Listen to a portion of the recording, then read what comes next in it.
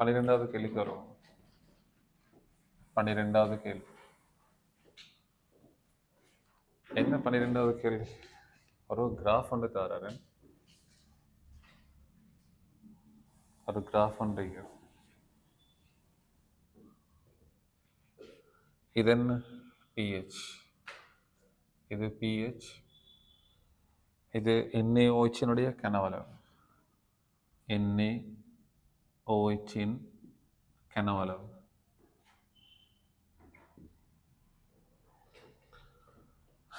இதில் ஏதோ ஒரு கிராஃப் ஒன்று தாரார். இப்படி இது 2லேருந்து 2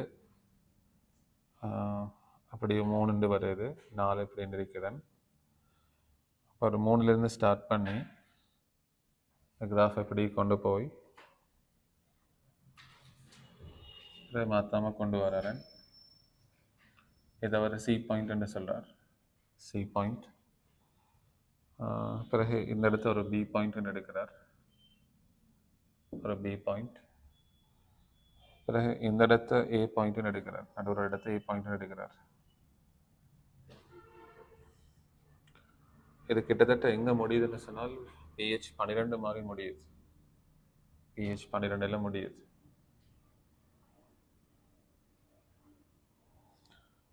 இதில் கனவளவை பார்த்தீங்கன்னு சொன்னால் கிராஃபில் என்ன பெருமானம் வருது? கனவளவு 10, 15. அப்போ அது 2க்கு நடுவில் இருக்குது. அப்போ கிட்டத்தட்ட 12.5 12.5 மில்லிலிட்டர் சென்டிமீட்டர் கனம். மில்லிலிட்டர் எடுக்கிறேன். அது மாதிரி இந்த இடம் 25 காட்டுதன் நேராக இருக்கிறதா? ஸ்ட்ரைட்டாக வரணும் மேம். இந்த இடம் 25 மில்லிலிட்டர்னு வருது. சரி, இதானே கிராஃப். இப்போ என்ன கேள்வி கேட்கிறார் என்றால், தரப்பட்ட ஒரு நியமிப்பு வலை, ஒரு நியமிப்புக்கான வலை, ஒரு கோடு போடுங்க. நியமிப்பு வலை ஒரு மூல மின்னமிலத்தை NaOH உடன் நியமிப்பு செய்வதனால் பெறப்பட்டது. அப்போ இந்த கிராஃப் இந்த கிராஃப் இந்த பேசிக் கிராஃப் யாருக்கும் செய்கிறாருன்னா NaOH-ஐயும் ஒரு மூல மென்னமிலத்தையும் நியமிக்கிறார். சரியாமா? எனக்கு ஒரு வட்டம் போடும். ஒரு மூல மென்னமிலம், ஒரு மூல மென்னமிலம். அதுக்கு ஒரு உதாரணம் சொல்லுங்க. ஒரு மூல மென்னமிலம், ஒரு மூல மென்னமிலம். ஒரு மூல மென்னமிலம் ஒரு உதாரணத்துக்கு ஒரு அசெட்டிக் அமிலம் CH3COOH, அல்லது நீங்கள் விரும்பினால் ஒரு HCl இடுங்க. No issue. ஒரு பொது வடிவம் ஒரு HCl மாதிரி இடுங்க. இவரையும் யாரை நியமிக்கிறார்? NaOH நியமிக்கிறார். இந்த நியமிப்பு எங்கிருந்து ஸ்டார்ட் பண்ணுதுன்னு பாருங்க. 0 இருக்க போக்கில் 3லேருந்து ஸ்டார்ட் பண்ணுது. 3லேருந்து ஸ்டார்ட் பண்ணுது. அப்படின்னா இந்த கொடுவைக்குழுக்கு யார் இருந்திருக்கணும்? கொடுவைக்குழுக்கு அமிலம், மென்னமிலம் CH3COOH இருந்திருக்கணும். இந்த அளவிக்குழுக்கு யார் இருந்திருக்கணும்? NaOH இருந்திருக்கணும். NaOH இருந்திருக்கணும். விளங்குதாமா? கிளியரா? பொதுவாக நாங்கள் pH மீட்டர் எதுக்குள்ள வைக்கிறது? கொடுவைக்குழு தான் இருக்கும். விளங்குதா? தொடர்ந்து வாசிங்க. கீழே தரப்பட்டுள்ள கூற்றுக்களில் பிழையான கூற்றினை இனம் காணும். ஸோ கேள்வி என்னென்னு சொன்னால் பிழையான கூற்று எதுன்னு கேட்குறார். விளங்குதா? பிழையான கூற்று எது? விளங்குதானங்க? முதல்ல அது என்ன கேட்குறாரு பாருங்க. புள்ளி ஏயில் நியமிப்பு கலவையின் pH ஆனது மின்னமிலத்தின் pKa சமனாகும். புள்ளி ஏல ஒரு ஃபர்ஸ்ட் இந்த புள்ளி ஏ எடுத்தீங்கன்னு சொன்னா அவரை சொல்லார், இந்த புள்ளி ஏல pH பெருமானமும் pK பெருமானமும் சமனா இருக்கும்னு சொல்றார். ரெண்டு சமன்னு சொல்றாரு. விளங்குதா? கிளியராகும். நாங்க எப்படி இந்த கீழே யோசிக்கிறது? நாங்க எப்படி யோசிக்கிறோம்? அவதானே இந்த கிராஃப்ல எங்கம்மா துரித பிஹெச் மாற்றம் நடக்குது? இந்த இடத்துல தான் துரித பிஹெச் மாற்றம் நடக்குது. இந்த இடம் துரித பிஹெச் மாற்றம் நடக்கக்கூடிய இடம்.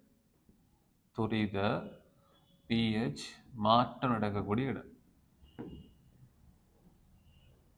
சரியோ? துரித பிஹெச் மாற்றம் நடக்குது என்று சொன்னா அர்த்தம் என்ன? ஆல்மோஸ்ட் அந்த இடத்துல தாக்க முடியுது. சரியாமா? நான் சொல்றது சரியா இல்லையா? அந்த நான் கதைப்போம் தெரியுமா? சமவெளி கரைசல் அப்படிலாம் கதைப்போம். நான் ஃபோமரிக்கிறேன். என்ன சமவெளி கரைசல்னா? தாக்கி அமிலமோ காரத்தையோ அதனுடைய பீசமான விகிதத்தின்படி கலக்கும் போது வார கரைசல். அப்ப நாங்க தெளிவா விளங்கணும், இந்த தாக்க முடிவுக்கு வாரது எத்தனை மில்லிலிட்டர்ல? 25. விளங்குதா?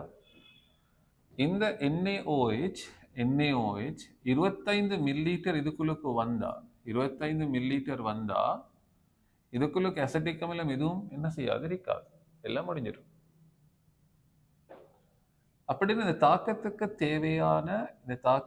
தேவையான NaOH எவ்வளவு? 25. இப்ப பாருங்க, புள்ளி ஏன்னு சொன்னா 12.5. சரியா? 25 மில்லிலிட்டர் இருந்தா இந்த இடம் முற்றாக நடுநிலையாக கூடிய இடம். முற்றாக நடுநிலை என்று சொன்னால் என்ன?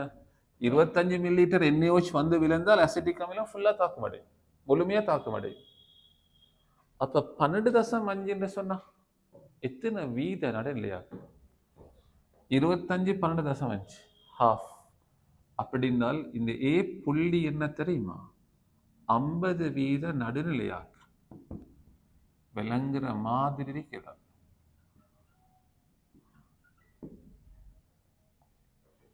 எனக்கு சொல்லுங்களே, 50 வீத நடுநிலையாக்கம்னு சொன்னா பிஹெச் யாருக்கு சமனா இருக்கு?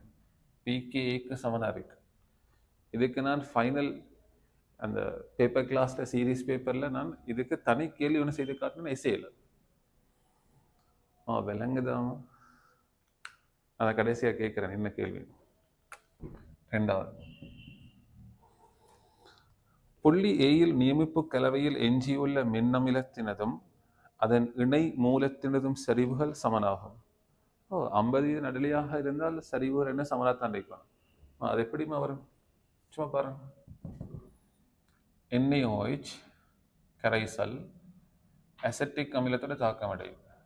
நான் அடுத்த உதாரணம் அசிட்டிக் அமிலம் தானே. தாக்கமடைஞ்சால் யார் வரும்னு சொல்லுங்க? CH3 COO Na+ கரைசலும், அடுத்தது யார் வரணும்? நீரும் வரும்.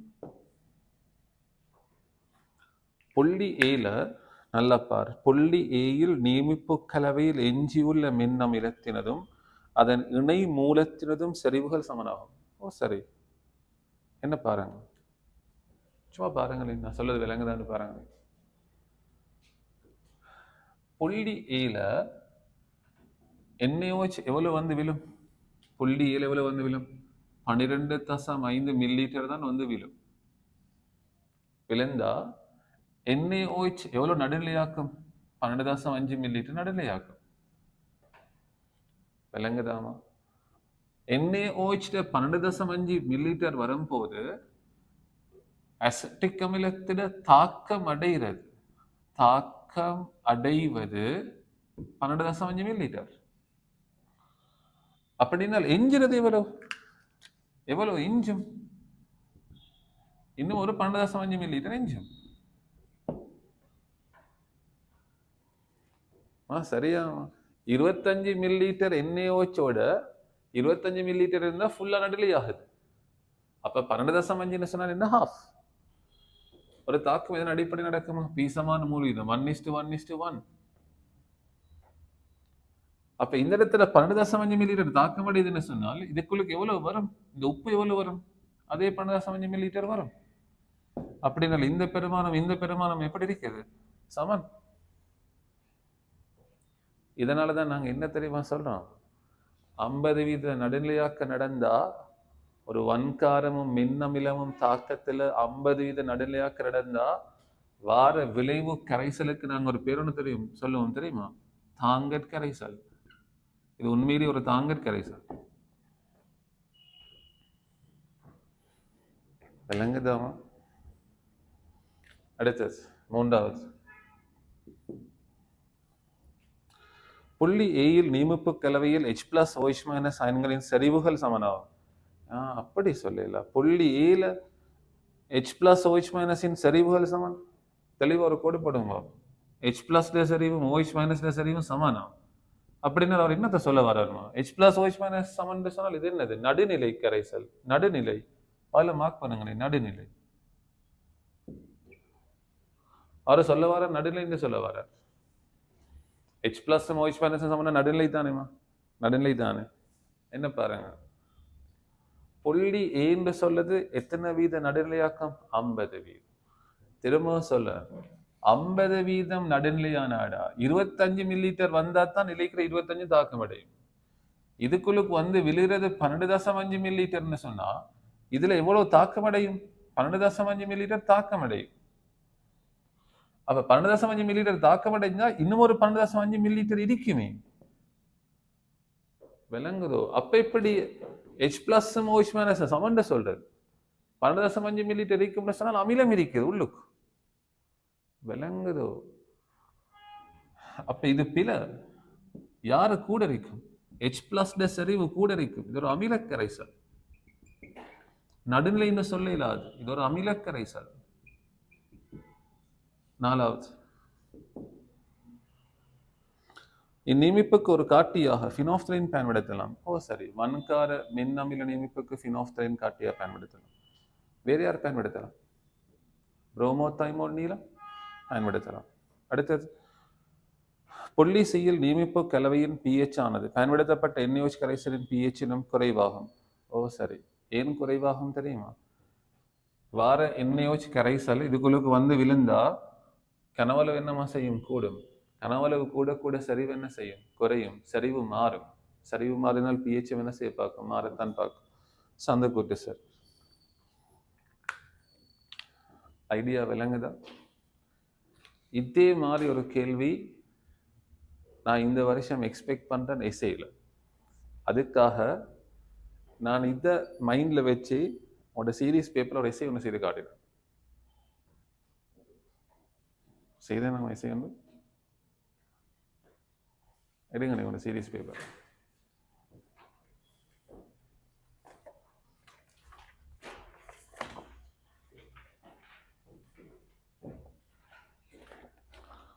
உங்களோட 7வது சீரீஸ் பேப்பர் எடுங்க. 7வது சீரீஸ் பேப்பர். 7வது சீரீஸ் பேப்பர்ல உங்களோட 4வது எஸ்ஏ கேள்வியோட சி பார்ட் பாருங்க. 4வது எஸ்ஏ கேள்வியோட சி பார்ட். அது இதை விட பெஸ்டான ஒரு கேள்வி. பேப்பர் நம்பர் 7, சீரீஸ் பேப்பர் 7ல 4வது எஸ்ஏ கேள்வியோட சி பார்ட். 4வது எஸ்ஏட சி பார்ட். சரியா? அதுல 3வது கேள்வியை பார்த்தீங்கன்னு சொன்னால் இதே ஐடியா இருக்கு. 3வது கேள்வி இருக்குதா?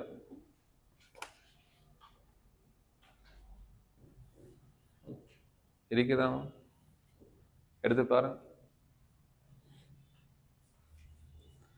இங்க கிராஃப்ல தந்ததை நான் அங்க கணக்குல சொல்லி கொண்டு வந்தேன். இங்க மில்லிலிட்டர்ல கதைச்சதை அங்க மூல்ல காய்ச்சி கொண்டு வந்திருப்போம். என்ன கேள்வி? அது கேள்வி சும்மா லைட்டா பாருங்க. அது என்ன கேள்வி? அது 3வது கேள்வி என்னது? குறிப்பிட்ட ஒரு வெப்பநிலையில் 2 × 10⁻³ மோல் அமிலம் எச்சையின் நீரில் கரைக்கப்பட்டு கரைசலின் கனவளவு 75 மில்லிலிட்டர் ஆகும் வரை ஐதாக்கப்பட்டது. இந்த அமில கரைசலுக்கு தசம் 0.4 NaOH கரைசலின் 25 மில்லிலிட்டர் சேர்க்கப்பட்ட போது pH 6 ஆகும். அதே வெப்பநிலையில் அமிலத்தின் HAயின் KAயினை கணிக்க. அத்தே கேள்விமா ஏன்னா மைண்ட்ல இதான் இருந்தது. இதை வச்சு தான் அந்த கேள்வி போட்டேன். விளங்குதா? உதாரணத்துக்கு இந்த கேள்வி நான் இந்த இடத்துல சைட்ல வரைகிறேன் பார். இந்த கேள்வியை சைட்ல எழுதுறேன் சும்மா லைட்டா. ஏற்கனவே விளங்கப்படுத்தின கேள்வி, சீரிஸ் பேப்பர்ல விளங்கப்படுத்தின கேள்வி. இதுல நான் எடுத்தது HAன்னு சொல்லி அமிலம். HAன்னு சொன்னால் என்ன? ஒரு மூலம் என்ன அமிலம். என்ன மூல் தந்திருக்கிறேன்? 2 தர 10⁻³ மூல் இருக்கிறது. இதை நான் யாரால நியமிக்கிறேன்? NaOHால நியமிக்கிறேன். NaOHால் நான் இதை நியமிச்சா நான் என்ன சொல்லேன்? தசம் 0.4 மூல் டெசிமீட்டர் கியூபின் 25 மில்லிலிட்டர் சேர்க்கப்பட்ட போது. அப்படினால் இதுக்குள்ளுக்கு என்ன கனவளவு வருது, என்ன மூல் வருது? 1 தர 10⁻³ மூல் வருது. சரிவு தெரியும், கனவளவு தெரியும்னால் மூல காணலாம். அப்ப இது என்னது? 2 தர 10⁻³ மூல் HA இருக்குது, வார NaOH 1 தர 10⁻³. அப்படின்னா இது என்ன நடுநிலையாக்கம்? 50% நடுநிலையாக்கம். 50% நடுநிலையாக்கம்னு சொன்னால் pH யாருக்குடா சமன்? pKக்கு சமன். அதுல இருந்து தான் KA கண்டுபிடிச்சோம். சரியோ? உண்மையில் இந்த கரைசல் என்ன கரைசல்? நான் அங்க விளக்கம் ஒன்று சொன்னேன். இதோட தாங்கற் கரைசல். அங்க விளக்கம் சொன்னா இல்லையா? தாங்கற் கரைசல் விளக்கம் சொன்னா. அதுல நான் இதுவும் சொல்லி தந்தேன். இப்படியும் சொன்னேன். நான் அந்த கேள்வியில் அழகா விளங்கப்படுத்தினேன். இதுல வர அமிலத்திட அளவு மூலம் எஞ்சிற மூலம், இதுல வர மூலம் எப்படி இருக்கும்? சமன். உதாரணத்துக்கு இந்த இடத்துல எஞ்சிறது எவ்வளவு? 1 தர 10⁻³ மூல். எவ்வளவு உப்பு வரும்? 1 தர 10⁻³ மூல் உப்பு வரும். அப்ப இது என்ன கரைசல்? இது ஒரு தாங்கற் கரைசல். விளங்குற மாதிரி இருக்குதாமா? எப்படி பேப்பர் செய்து காட்டிட்டு விளங்குதா? ஓகே, தேவையான ரீகொள்ளணும். ஓகே, நான் இதோட இதை நிப்பாற்றேன். என்ன கொஞ்சம் பாருங்க. நீ ஒரு வகையில் நீங்க கேட்டது நல்லதா போச்சு. இந்த கேள்வி உங்களுக்கு, இந்த கேள்வி நான் விளங்கப்படுத்த ஸ்டார்ட் பண்ண போக்கல உங்களுக்கு பட்டுச்சுதா? இப்படி ஒரு கேள்வி செஞ்சுக்கிறோம். உண்மையை சொல்லுங்க பாப்போம். பொய் சொல்லக்கூடாதுன்ட்ட அப்படி ஒன்று கேள்வி செஞ்சுக்கணும். பட்டுச்சா உங்களுக்கு பட்டுச்சா? பட்டுச்சா? பட்டுச்சு. எந்த கேள்வி? அந்த சான்பாரில் கூட லைட்டாக பட்டுச்சு. காணிங்க, நான் ஒரு பாயிண்ட் ஒன்று சொல்லிட்டேன். உங்களுக்கு இப்போ ஒரு நம்பிக்கை ஒன்று வருதா? நான் தந்த சீரியஸ் பேப்பர்ஸ் எல்லாம் நான் மெயின் டார்கெட் பண்ணி செஞ்சுக்கிறேன்னு படுதா? உதாரணத்துக்கு நீங்கள் கொஞ்சம் பேர் இருக்கிறீங்க. சரி, இப்போ நீங்கள் இதில் எத்தனை 3, 6, 7 பேர் இருக்கிறீங்க. எங்கள் கிளாஸுக்கு 100கணக்கு ஆக்கள் வர தானே. இப்போ 100கணக்கு ஆக்கள் வர போக்கல ஒவ்வொரு ஆக்கள் ஒவ்வொரு கெப்பாசிட்டி இருப்பாங்க தானே. இப்போ எல்லாரையும் தானே பார்க்கணும். இப்போ அவங்களுக்கு நான் சொல்லலுமா? நான் இதை வச்சு தான் இந்த கேள்வி எடுத்தேன்னு சொல்லலுமா? இதுக்காக நான் எஸ்ஏல போட்டேன்னு சொல்லலுமா? சொல்லல. அப்போ நான் என்ன செய்வேன்னா, கிளாஸில் எப்படி சொல்லுவேன், இதை நான் எக்ஸ்பெக்ட் பண்ணுறேன்னு சொல்லி அழகாக விளங்கப்படுத்துவேன். ஆனால் என்ன மைண்டில் இருந்தது என்ன? இது இந்த வருஷம் எம்சிக்கு. அப்போ என்ன வரலாம்? எஸ்ஏ வரலாம். அக்கா தான் கேள்வி போட்டு விளங்கப்படுத்துவேன். உண்மையில் இந்த கேள்வியோட கன்செப்ட் வந்து இதுதானே. நீங்கள் இந்த கேள்வியை நீங்கள் எந்த அளவுக்கு நீங்கள் இதை விளங்கினீங்களோ தெரியா. நான் விளங்கப்படுத்தினது பிறகு விளங்கியிருக்கும். நீங்கள் சில நேரங்களில் சரியும் எடுத்திருப்பீங்க. ஆனால் இந்த அளவு விளக்கத்தோட யோசிச்சிங்கன்னா எனக்கு தெரியல. யோசிச்சிங்கன்னா நான் சொல்லுது விளங்குறதோ தெரியாது. ஐடியா படிதான். சில நேரம் இந்த கேள்விக்கு நான் ஆன்சர் 3 சொல்லி அடிக்கிறதுக்கு சான்ஸ் இருக்கும். இந்த H+OH- சமன்னு சொல்லி வரதுக்கு சான்ஸ் இல்லை. NaOH அசிட்டிக் அமிலம் இருக்குது. அதனால 3வது ஆன்சரை டிக் பண்ண சான்ஸ் இருக்கு. ஆனால் இந்த கேள்வியில என்ன பொறுத்த வரைக்கும் இந்த கேள்வியோட ஐடியா இது இல்லை. ப்ரொஃபஸர் ஒரு பெரிய ஒரு எஸ்ஏ ஒன்றுக்கு ரெடி ஆகிறார். கேட்கலாம் தானே. இது மாதிரி ஒரு கேள்வி ஒன்று எடுத்து எஸ்ஏல போட்டுட்டு கடைசியா எங்க கொண்டு போய் முடிக்கலாம்னால் இது ஒரு தாங்கற் கரைசலாக விளக்குன்னு முடிக்கலாம். சில நேரங்களில் இதே கேள்வியை கேட்டுட்டு கிராஃபை கேட்கலாம். அங்க கிராஃப் வரைய சொல்லி கேட்கலாம் தானே. விளங்குதா? நான் உங்களுக்கு அடிக்கடி ஒரு விஷயம் சொல்ல தெரியுமா? போன வருஷத்துல ஒரு விஷயம் சொல்லி கொண்டு வருவேன். எத்தனை முறை குறைஞ்சது பேப்பரை செஞ்சு பார்க்கணும்னு? 3 முறை குறைஞ்சது. அது அடிக்கடி சொல்லுது 3 முறை குறைஞ்சதை செஞ்சு பார்க்கணும். நீங்க 3 பாடத்துல 7 எடுக்கணும்னு சொன்னாலும் அதை தான் நான் சொல்றேன். நீங்க குறைஞ்சது 3 தடவை நீங்க பார்க்கணும். விளங்கிட்டோம். பார்த்தா நீங்க ஷுவரா நீங்க என்கிட்ட பண்ணலாம்.